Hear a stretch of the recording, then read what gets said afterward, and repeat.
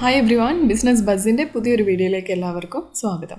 അപ്പോൾ ഇന്നത്തെ വീഡിയോയിൽ എങ്ങനെയാണ് GPay ഉപയോഗിച്ചുകൊണ്ട് സിബിൽ സ്കോർ അറിയാം എന്നുള്ളതാണ് കാണിക്കാനായിട്ട് പോകുന്നത്. അപ്പോൾ നമ്മൾ സ്ക്രോൾ ചെയ്ത് കഴിഞ്ഞാൽ നമുക്കിവിടെ താഴെയായിട്ട് ചെക്ക് യുവർ സിബിൽ സ്കോർ എന്ന് പറഞ്ഞൊരു പുതിയൊരു ഫീച്ചർ ആഡ് ചെയ്തിട്ടുണ്ട് എന്നറിയാനായിട്ട് സാധിക്കും. ഇപ്പോൾ നിങ്ങൾക്കിത് കാണുന്നില്ല എന്നുണ്ടെങ്കിൽ നിങ്ങളുടെ GPay ആപ്പ് ഒന്ന് അപ്ഡേറ്റ് ചെയ്യാനായിട്ട് ശ്രദ്ധിക്കുക.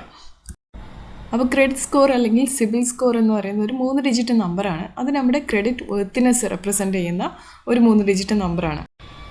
അപ്പോൾ നമ്മുടെ ലെൻഡേഴ്സ്, നമുക്ക് കടം തരുന്ന ആളുകൾ നമ്മളെ 3 രീതിയിൽ വിലയിരുത്താനായിട്ടാണ് ഈ ഒരു ക്രെഡിറ്റ് സ്കോർ ചെക്ക് ചെയ്യുന്നത്.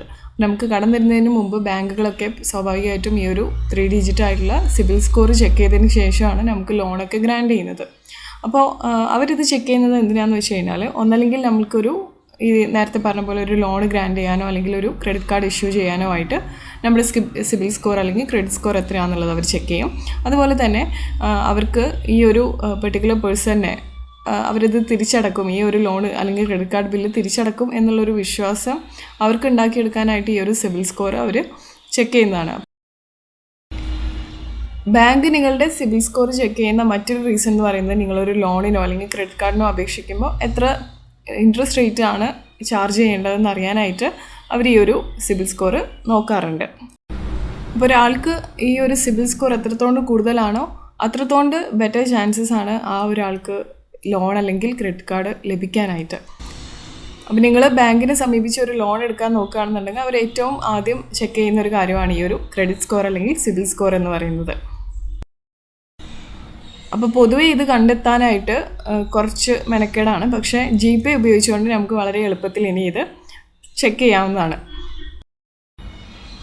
അപ്പോൾ നമുക്ക് നല്ലൊരു സിബിൽ സ്കോർ ഉണ്ടെന്നുണ്ടെങ്കിൽ നമുക്ക് നല്ല ഇൻട്രസ്റ്റ് റേറ്റിൽ തന്നെ ലോൺസും ക്രെഡിറ്റ് കാർഡ്സും ഒക്കെ ലഭിക്കാനായിട്ട് സാധിക്കുന്നതാണ്.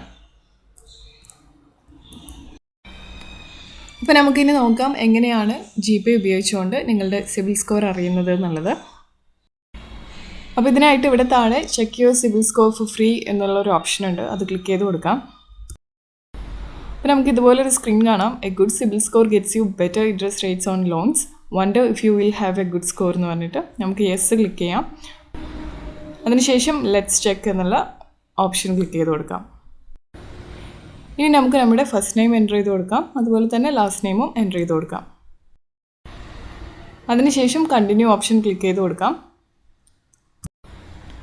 ഇപ്പോൾ നിങ്ങൾക്ക് കാണുന്ന പോലെ തന്നെ ഫെച്ചിങ് യുവർ സിബിൽ സ്കോർ എന്ന് പറഞ്ഞ് കാണിക്കുന്നുണ്ട്.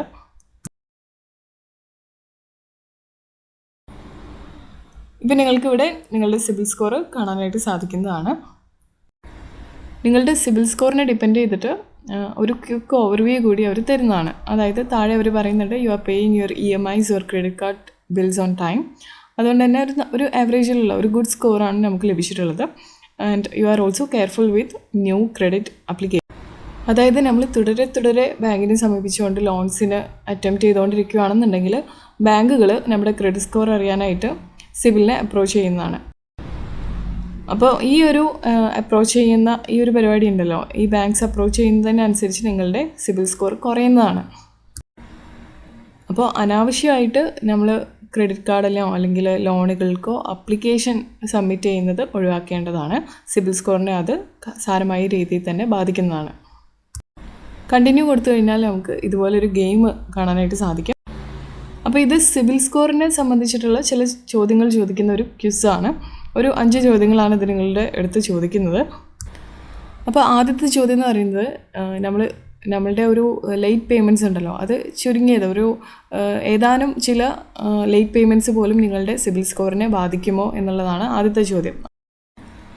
അതിനുത്തരം ബാധിക്കും എന്നുള്ളത് തന്നെയാണ്.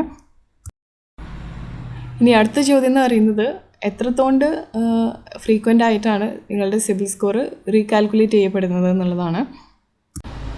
അപ്പോൾ നിങ്ങളുടെ സിബിൽ സ്കോർ ഓരോ മന്തിലും റീകാൽക്കുലേറ്റ് ചെയ്യപ്പെടുന്നതാണ്. അപ്പോൾ ഇനി അടുത്ത ചോദ്യം നോക്കാം.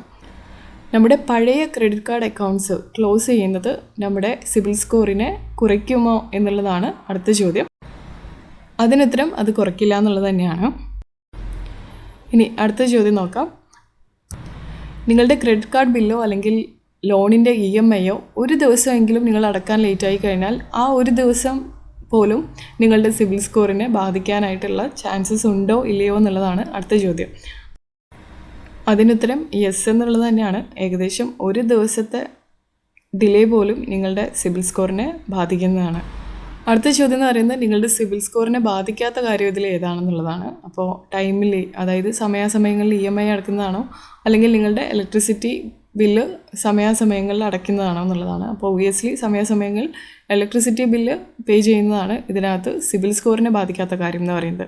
കാരണം നിങ്ങൾ കടം വാങ്ങിയത് പ്രോപ്പറായിട്ട് അടയ്ക്കുന്നുണ്ടോ എന്നുള്ളത് മാത്രമാണ് സിബിൽ സ്കോർ ചെക്ക് ചെയ്യുന്ന കാര്യം. അല്ലാതെ നിങ്ങളുടെ എല്ലാ ബില്ലുകളും നിങ്ങൾ പ്രോപ്പറായിട്ട് കറക്റ്റ് ടൈമിൽ അടയ്ക്കുന്നുണ്ടോ എന്നുള്ളതല്ല സിബിൽ സ്കോർ നോക്കുന്നത്. ഇപ്പം നമ്മുടെ ഗെയിം ഇവിടെ കഴിഞ്ഞു, നമുക്കിത് ക്ലോസ് അടിക്കാം. ഇപ്പോൾ നമുക്ക് കാണുന്നത് പോലെ തന്നെ നോ ലേറ്റ് പേയ്മെൻറ്റ്സ്, അതുപോലെ 2 ക്രെഡിറ്റ് അപ്ലിക്കേഷൻസ് പറഞ്ഞ് കാണാനായിട്ട് സാധിക്കും. നമുക്ക് സി ഫുൾ റിപ്പോർട്ട് അടിച്ചു കഴിഞ്ഞാൽ നമ്മുടെ ക്രെഡിറ്റ് റിപ്പോർട്ടിൻ്റെ കംപ്ലീറ്റ് ഡീറ്റെയിൽസ് നമുക്ക് ലഭിക്കും. പേയ്മെൻറ്റ് ഹിസ്റ്ററി നമുക്ക് കാണാൻ പറ്റും, എത്രയാണ് നമ്മുടെ സ്കോർ എന്നുള്ളത്. നമ്മൾ മുമ്പ് ഏതെങ്കിലും ലോൺസ് ഒക്കെ എടുത്തിട്ടുണ്ടെന്നുണ്ടെങ്കിൽ അത് എന്നെടുത്തു, എത്ര എമൗണ്ടിന് എടുത്തു, എന്ന് ക്രിയേറ്റ് ചെയ്തു, എന്ന് ക്ലോസ് ചെയ്തു എന്നുള്ള കാര്യങ്ങളൊക്കെ നമുക്ക് കാണാനായിട്ട് സാധിക്കും. എന്തെങ്കിലും ലേറ്റ് പേയ്മെൻറ്റ് ഉണ്ടായിട്ടുണ്ടെങ്കിൽ അതുവരെ അതിനകത്ത് നമുക്ക് കാണാനായിട്ട് സാധിക്കുന്നതാണ്. നിങ്ങൾ ഏത് തരത്തിലുള്ള ലോണാണ് എടുത്തിരുന്നത്, ഏത് ബാങ്കിൽ നിന്നായിരുന്നു അതെന്നുള്ളതെല്ലാം അവിടെ ഡിസ്പ്ലേ ചെയ്യപ്പെടുന്നതാണ്. നമ്മുടെ സ്കോർ എന്താണ് എന്നുള്ളതും അതിൻ്റെ താഴെ ഒരു എക്സലൻറ്റ് ടാഗോ അല്ലെങ്കിൽ ഏതാണ് ആ ഒരു ടാഗ് എന്ന് വെച്ചാൽ അത് കൊടുത്തിരിക്കുന്നതും നമുക്ക് കാണാനായിട്ട് സാധിക്കുന്നതാണ്.